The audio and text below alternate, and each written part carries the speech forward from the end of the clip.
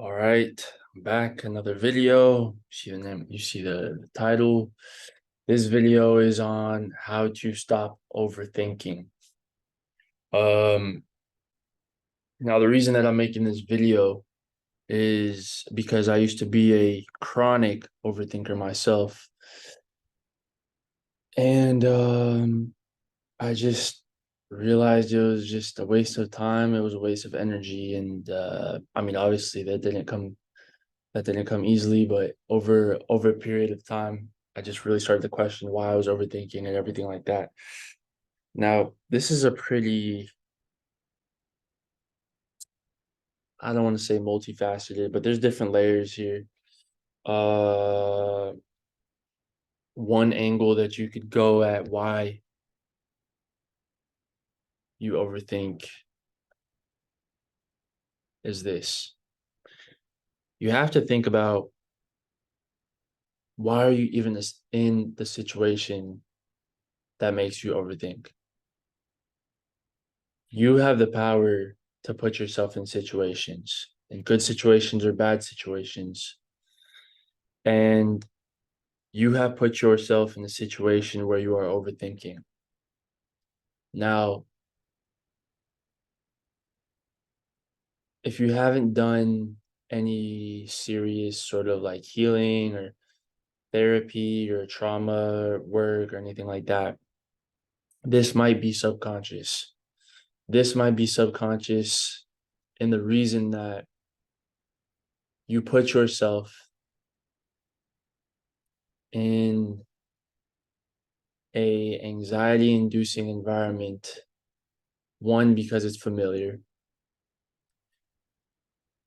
and two, because you subconsciously think that that's what you're worthy of, or you're deserving of some type of suffering, or that that's how it should be. Now, it's going to take a little bit of perspective reframing to deal with that. Why do you think that that's normal? Two, why does that feel familiar? Why does overthinking potentially feel familiar for you? Because if it feels familiar, peace and quiet is going to feel unfamiliar, and it's going to feel uncomfortable. Um, so that might take some work to understand, why does it feel familiar towards you, to you, and that's going to take some reflection. But essentially, overthinking doesn't lead really to anything positive. Now, yes, if you're good at thinking and you're good at overthinking, you might be able to use that as a tool or a skill set to potentially see obstacles or challenges or um, problems that might arise in the future, just from having worked through a lot of the different angles of the potential outcomes. And that's a positive. That's a skill set. Now, the problem is that you can be using that um in a negative way, in a destructive way, in a way where it takes up too much time and too much energy from yourself, because you're overthinking about a certain situation. um the reason I say this is because when I used to overthink a lot, I just realized how tired I got. I would get super tired, just from trying to just understand, why certain actions, why would things happen, why people would take certain actions, and not just with people, but just in general, like life, and like, all these huge questions and everything like that. And what I've learned is, It's really a lot less about the answers and it's more so about the questions. It's not about finding the answer. The answer is somewhat irrelevant. You have to lose the questions. Um, you have to lose the questions. Two, you have to remove yourself from situations that make you overthink. I know now that if I'm ever in a situation where I start overthinking, it's not a situation that I need to be in because overthinking is a trigger. It's a sign to me that something here doesn't add up and I'm trying to understand why. Now the truth is very easy to follow. Truth is boring. Like it's very straightforward. 2 + 2 = 4. Boom, boom, boom. This happened, and that led to that. Very easy to follow. No overthinking involved when the truth is on the line. When you're in a situation that's cloudy or jaded or uncertain, things don't make sense. They don't make no sense. There's missing pieces in the puzzle. You don't have the full answer. The answer changes.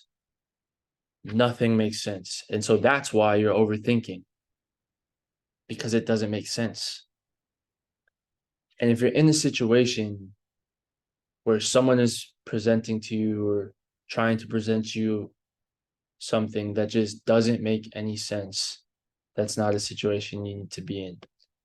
Because if it did make sense, it would be easy and you wouldn't be sitting there overthinking about it.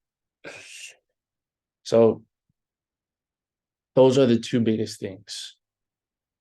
Stop putting yourself in situations where you're overthinking, and that takes a little bit of a self-awareness just to take a pause when you're around and say, hey, I'm overthinking this.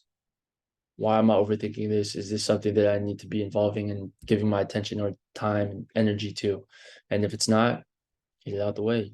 Just leave it, let it go. And that solves a lot of the problems. Now, if the problem's still there, potentially you still have these questions. And you have to make peace and be able to accept that you might not ever get the answer to your questions. And that's okay. That's life. You don't always get the answers. And then you let the question go. Say, fuck it. You know what? I actually don't need to know the answer to this. I actually don't need to know the answer to this. Now, the reason I'm telling you this is because I used to be stressed, very, very stressed about just kind of everything, very existentially stressed. You know, the meaning of life, where are we, where are we from, all these questions and everything like that. You know, why does the sun look like that? Why does it all, you know what I mean? Like it doesn't make nothing makes sense. And I realized, you know what? I actually don't really give a shit, bro. I actually don't give a shit. I'm just gonna appreciate that it's here. I'm gonna appreciate that it's in front of me. That I'm gonna appreciate that I'm a conscious being and I can have this experience. And I don't actually really need to know how it works, bro. I'm absorbed in the magic of it, you know? I'm absorbed in the magic of it. And that's good enough for me. I don't really need to know beyond that. Now, to get to that point, it took a lot of questions, a lot of unnecessary stress, a lot of unnecessary research, a lot of unnecessary digging into obscure topics. Um, that just was at the end of the day, just sort of ended up wasting my time. Uh, and now I feel just a larger sense of peace, calmness, tranquility, and especially presence. Um, because I'm not really concerned about those things, um, as much as I used to be. I've accepted that this is how it looks. This is the reality of it. And and that's okay for me, you know. That's okay for me. And now I'm not saying not to question things. That's very different. It's okay to question things. And questioning things is a good trait because it's a trait of curiosity and a trait of and a sign that you're wanting to know. Um, the problem lies when you're wanting to know things that are forever impossible to know. Humans have lived however long they fucking lived here, you know, wherever we are. Um, and there's millions of philosophies about everything, millions of philosophies about history, millions of philosophy about reality, millions of philosophy about fucking life meaning. There's tons of them. And every single one claims, you know, to be the truth, to be the answer, to be this. Then you read one, this one claims to be this, and you're like, oh shit, like that's okay, interesting. But then you read another one, and it's like, okay, well, they're saying this, you know, it contradicts this, and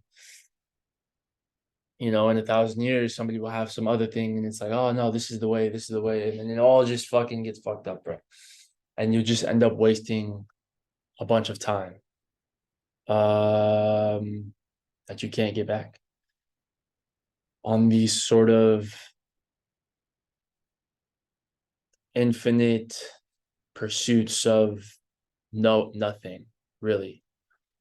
Um, and that can cause you to overthink. That can really, really put you in a place of overthinking when you're trying to get to the bottom of it.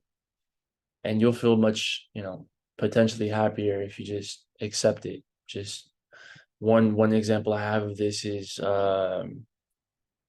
you know, like if you look out at nature, if you look out at a sunset, or if you look out, you know, something really beautiful in nature, um, we can completely we can pretty accurately determine how something occurs, right? Like if I tell you, oh, look at like this the sunset, or I tell you look at like the trees or something, you could get a scientist or you could get someone else and be like, okay, well the trees grow, the roots, the condensation, the water comes, or whatever the fucking process is, you know, they could explain it to you.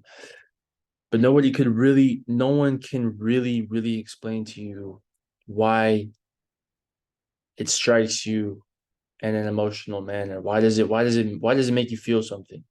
No one can really tell you, break that down to you why it makes you feel a certain way when you look at something just so vast and so uh stunning, and like just it just takes your breath away, you know? Nobody can really tell you why that is. Um and I've just learned to accept that. I don't need to know why. I will accept that it's stunning and move on with my day. Um, I look at a moment, I look at something and I say, wow, that's really nice. And then I continue. That's it, bro. It's easy. So yeah. So I just wanted to get on here, talk about that. Uh, you know, give it a try. Let me know, comment, do what you gotta do. But I just wanted to put that out there. So that's it. All right. Take care.